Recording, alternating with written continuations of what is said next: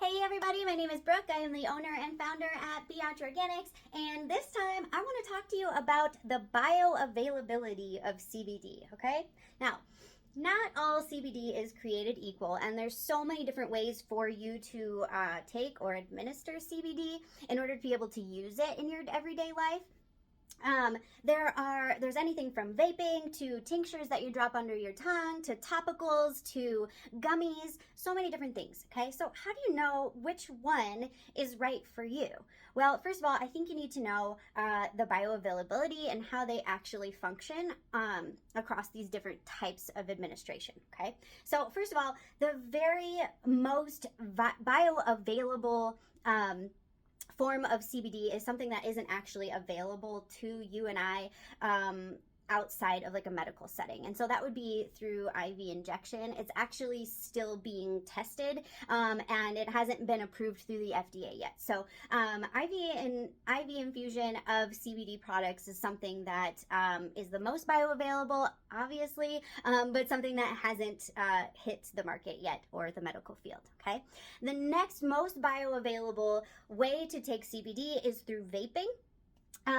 But vaping still has the byproducts of combustion, and so it is typically just as harmful for you. Not just as, okay, but it's typically just as harmful as vaping, just like regular nicotine, okay? You're still exposed to the byproducts of combustion, and so I would never ever condone vaping CBD products. Next up, the next most bioavailable, I should say, is sublingual drops. Okay, so and actually this is actually up for debate on whether or not topical CBD products are more bioavailable than sublingual drops because of something called first pass metabolism. So let me explain here.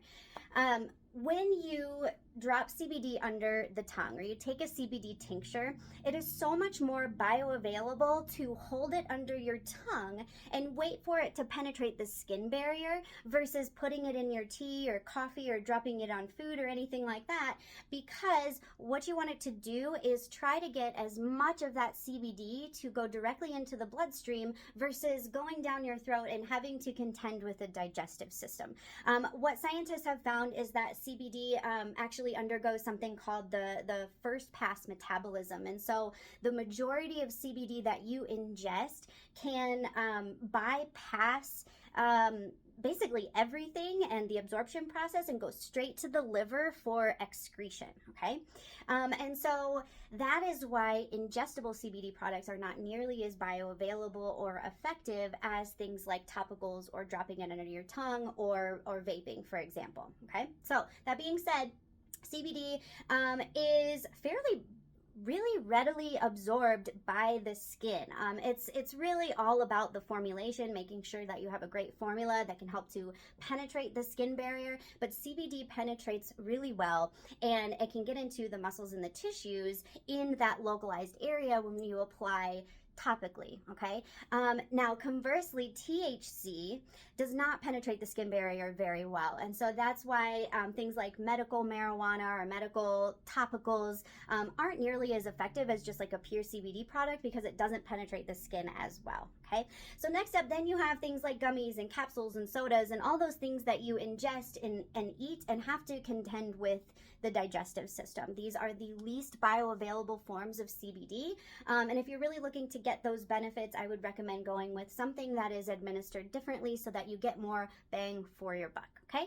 So I hope that helps. If you have any questions, drop them below, and if you found this helpful, share with your friends, please. Mwah.